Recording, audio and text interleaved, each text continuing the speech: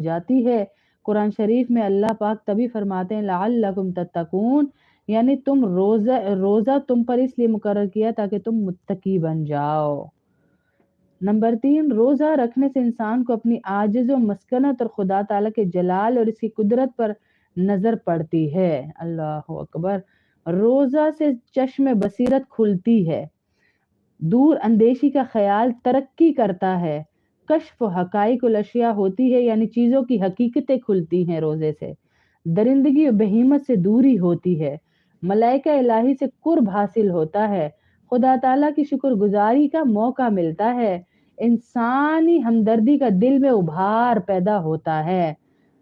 ये अल्लाह रब्बुल इज़्ज़त चंद बता रहे हैं हमें उलमाए कराम अल्लाह की तरफ से जो इनामात हैं। रोज़ा मौजिब सेहत है, सेहत का सबब है। मैंने आपको बताया था कि चाइना और इंडिया की एक बहुत बड़ी रिसर्चर थी, उन्होंने क्या कहा कि उन्होंने रिसर्च की कि मैं आपको उसने बहुत बड़ी अनाउंसमेंट की कि मैं आपको ऐसी क्योर बता सकती हूँ जो कैंसर से आपको बचा सकती है। आप सारे आ जाइए। अल्लाहु अकबर।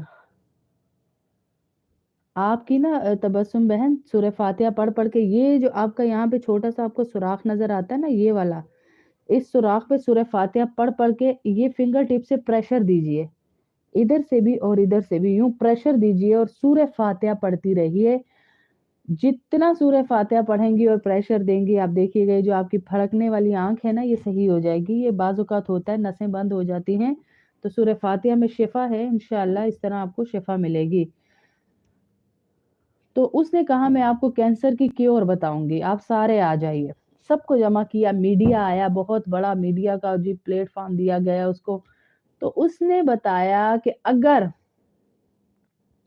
कोई बंदा 27, 28 या 29 दिन पूरे साल में से फास्टिंग करता है, भूखा रहता है, ये चंद घंटे, तो उसको कभी कैंसर नहीं हो सकता। और उसने पूरी रिसर्च अपनी बताई कि जब इंसान का मैदा खाली होता है, तो इंसान के मैदे को खुराक चाहिए होती है, तो वो उस खुराक के लिए जरासीम को अपने अंदर जलाना शुरू कर देता है।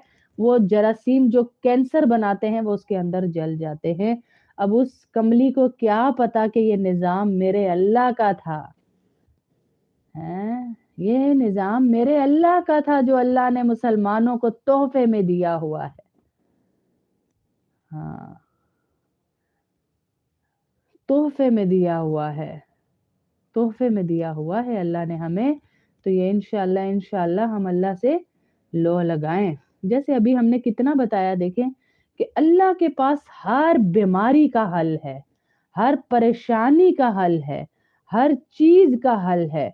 अल्लाह ने कुरान में बूढ़े हज़रत इब्राहीम अलैहिस्सलाम और उनकी बीवी जिसको हँसी ही आ गई फ़रिश्तों की इस बात पे कि मुझे तुम मेरा बुढ़ापा देख रहे हो, मेरा बांझपन देख रहे हो कि बुड्ढी ठेरी मुझे कहाँ औलाद हो सकती है?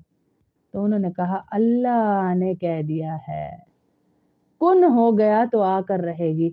जहाँ दुनिया के असबाब खत्म हो जाते हैं, वहाँ से अल्लाह का सबब शुरू होता है। हमें थकाता है अल्लाह पहले, किस चीज़ में जिस चीज़ के पीछे हमने अपने आप को थका दिया है।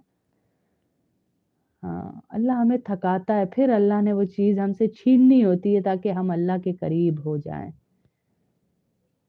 इसलिए किसी चीज़ को इतना महबूब ना बनाइए कि उसके बाद आपको लगे मेरी ज़िंदगी तबाह। ज़िंदगी भी अल्लाह की, मौत भी अल्लाह की, तो अल्लाह के आगे झुकिए। अब रमज़ान आ रहा है तो रमज़ान को अल्लाह का महीना समझकर इसका इस्तक़बाल कीजिए कि अल्लाह के नबी सल्लल्लाहु अलैहि वसल्लम ने रमज़ान में बहुत ज़्यादा कुरान पढ़ा, कुरान ही कुरान पढ़ा, कुरान ही कुरान पढ़ा। हज़रत इमाम अबू हनीफ़ा 63 कुरान पाक पढ़ दिया करते थे, तो हम भी कम अज़ कम इतना तो पढ़ें कि अल्लाह को जवाब दे तो हों कि या अल्लाह रमज़ान में हमने तेरे रमज़ान महीने की कदर की और इसकी इज़्ज़त की, इसका इकराम किया।